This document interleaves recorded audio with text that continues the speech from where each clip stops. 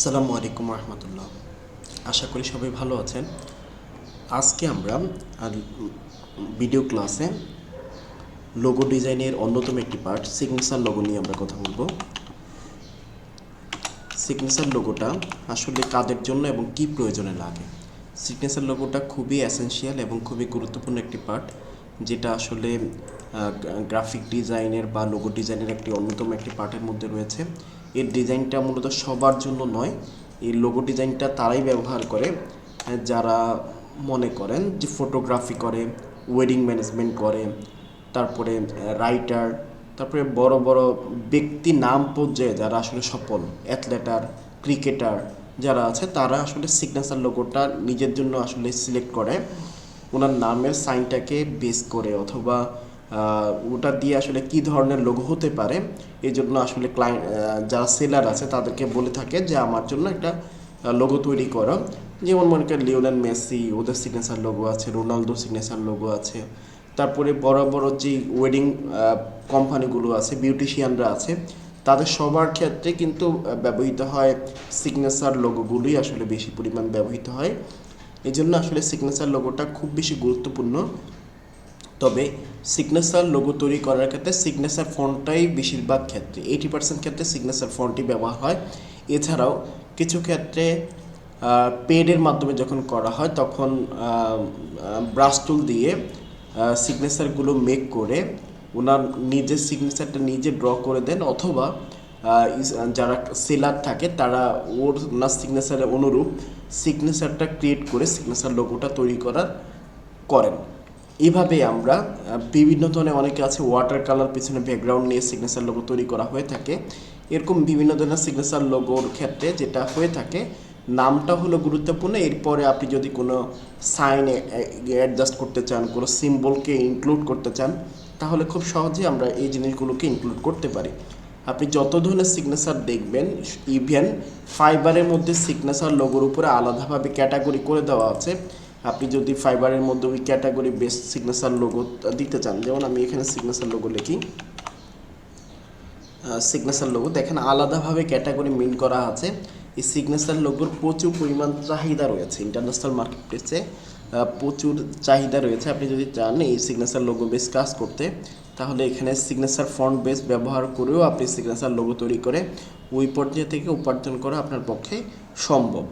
এখন আমরা দেখব যে সিগনেচার ফন্টগুলো আমরা কোথায় পাবো এবং সিম্বলগুলো কিভাবে নিতে পারবো। যেমন আমরা যদি সিগনেচার ফন্ট লিখে সার্চ দিই, জাস্ট সিগনেচার ফন্ট লিখলাম, আমরা লিখে সার্চ দিলাম, সিগনেচার ফন্ট লিখে এখানে অলের মধ্যে আমরা গেলাম। এখান থেকে ফন্ট স্পেসের মধ্যে সিগনেচার ফন্টে অনেকগুলো ফন্ট রয়েছে, 1000 ফন্টে আছে, ফন্ট স্পেস আছে, এরকম দা ফন্টেও আছে। এরকম সবগুলো ফন্ট যে সাইটগুলো আছে সবখানে সিগনেচার ফন্টের জন্য আলাদাভাবে ক্যাটাগরি করে দেওয়া আছে। আপনি যেই ব্যক্তি বা প্রতিষ্ঠানের অথবা যার জন্য আপনি সিগনেচার লোগোটা তৈরি করবেন, মনে করেন যে আপনার সিগনেচার লোগোটা তৈরি করবেন আপনি আমিনুল ইসলাম, ওকে। এই আমিনুল ইসলামের সিগনেচার লোগোটা আপনি মেক করবেন। এখানে দেখেন আমি এক্সট্রা বড় হাতে দিয়েছি, আপনি যদি ছোটো হাতে দিতে চান ছোটো হাতে নিতে পারেন, আপনি যেভাবে আসলে দেখতে চান।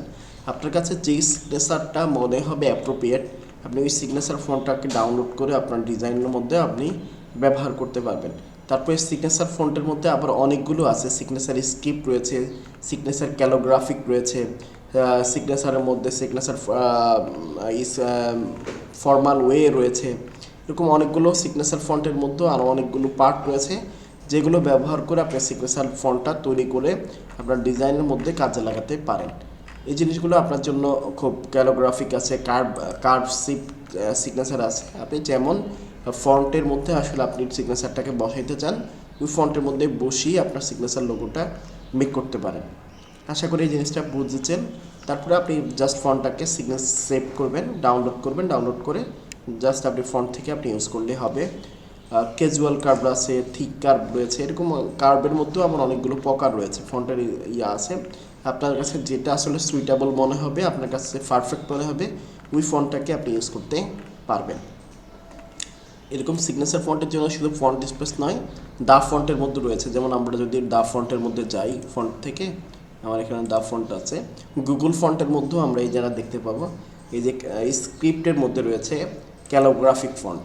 দেখেন ক্যালোগ্রাফিক ফন্টের মধ্যে আমরা আমিনুল ইসলাম লিখলাম, এখন এটাতে আমরা লিখি সাব্বির রহমান। ওকে, আমরা জাস্ট ক্লিয়ারদের নামের আলোকে আমরা সার্চ দিলাম। ঠিক আছে, আপনি যেই ফন্টটা আপনার কাছে ভালো লাগবে ওই ফন্টটা নেবেন। অথবা মনে করেন ওয়েডিং ফেস্টিভ্যাল, যেমন রোজবেলি, ওদের নামগুলো যেরকম থাকে ওইগুলো। তারপরে ইন্টারন্যাশনাল লেভেলের যারা লেখক থাকে তাদেরও আসলে এই সিগনেচার লোগোগুলোই ওনারা তৈরি করে থাকে, যাতে করে ওনাদের ডিজাইনগুলো আসলে খুব চমৎকারভাবে ওনারা প্রেজেন্ট করতে পারে। এই জিনিসগুলো থেকে আমরা কাজগুলো আমরা তৈরি করতে পারি। ঠিক আছে, খুব সহজেই এই সিগনেচার লোগোগুলো আমরা তৈরি করতে পারি। আমরা যদি এখানে টাইপ টুল থেকে মনে করেন যে আমরা লিখি ফখরুদ্দিন আহমেদ,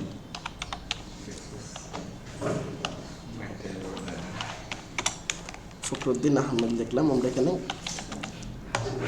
ফখরুদ্দিন আহমেদ লিখে আমরা যদি এটাকে সিগনেচার ফন্টে ডাইভার্ট করি, সিগনেচার ফন্ট নিলাম, আমি সিগনেচার ফন্টটা নিলাম, এটাকে হোয়াইট কালার নিলাম। জাস্ট এটাকে যদি ফন্ট সাইজটাকে যদি বড় করে দিই, বড় করে দিলাম।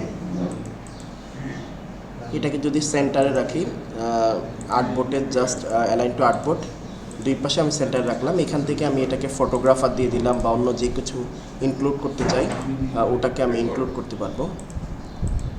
যেমন ফটোগ্রাফার,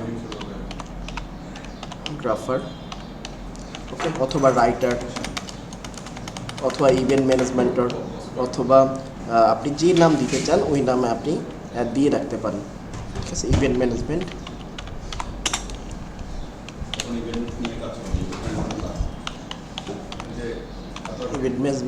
এটা জাস্ট আমরা এটাকে বড় ফন্ট নিয়ে নেব, রোবটও নিয়ে নেব আর কি। রোবটও নিলাম মনে করেন, বা নিলাম, এটাকে ছোট করে দিলাম, ছোট করে আমরা এখানে রাখলাম। ঠিক আছে, আপনি যদি অন্য সাইন বা অন্য কিছু ইনক্লুড করতে চান এখান থেকে আপনারা ইনক্লুড করার সুযোগ রয়েছে। এবং এটাকে আপনি লোগো হিসাবে ইনক্লুড করতে পারেন। এরকম বিভিন্ন ধরনের ফন্ট বেজ, এটা আসলে শুধু ফন্টের ভিত্তিতে আসলে কাজ করে থাকে।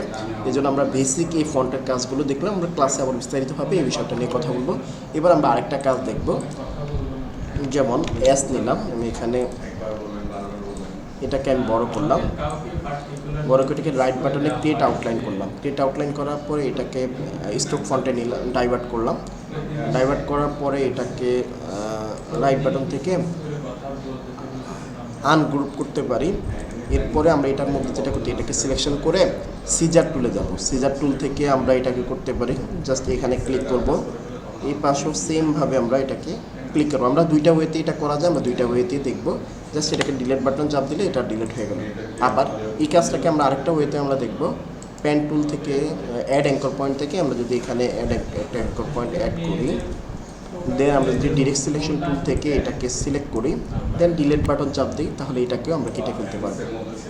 এবার আমরা যদি এটাকে জাস্ট দুইটাকে ধরলাম, এবার যদি এখানে কালারটা আমি সাদা করে দিলাম আপনাদের বোঝার সুবিধার্থে, এটাকে এখন রাইট বাটনে প্রেস করে রিলিজ কম্পাউন্ড পার্ট করলাম, দেন আনগ্রুপ করলাম। যেমন মনে করেন এটা একটা পার্ট, এটা একটা পার্ট। এবার দুইটাকে আমরা সিলেকশন করে অবজেক্ট থেকে এক্সপান্ড করে নেব।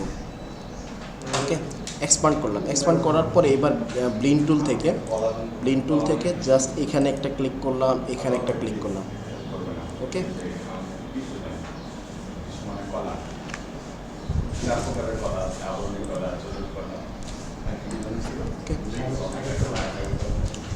দুইটাকে আমরা সিলেকশন করলাম। সিলেকশন করার পরে আমি যদি স্পেসিফিক স্টেপটা আমরা নির্ধারণ করতে চাই, ডাবল ক্লিক করে এখানে যতগুলো স্টেপ লাগবে ততগুলো স্টেপ আমরা নিলাম। মনে করি 3টা স্টেপ লাগবে, 3টে স্টেপ নিলাম। জাস্ট এখান থেকে এই ওকে, এটা যদি এখানে না হয় আমরা এক্সপান্ড থেকে আমরা শুধু স্ট্রোকটাকে নিয়ে আমরা শুধু ফিল কালারটাকে রাখলাম।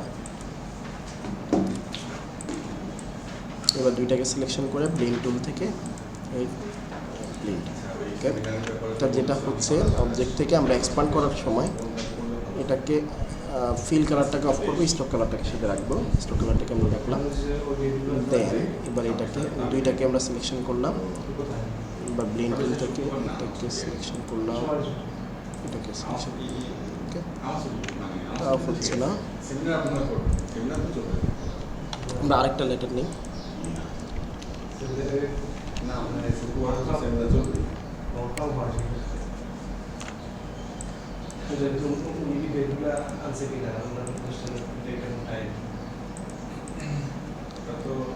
ক্রিয়েট আউটলাইন করলাম। ক্রিয়েট আউটলাইন করার পরে সিজার টুল থেকে এখানে নিলাম, এখান থেকে এটাকে কাটলাম।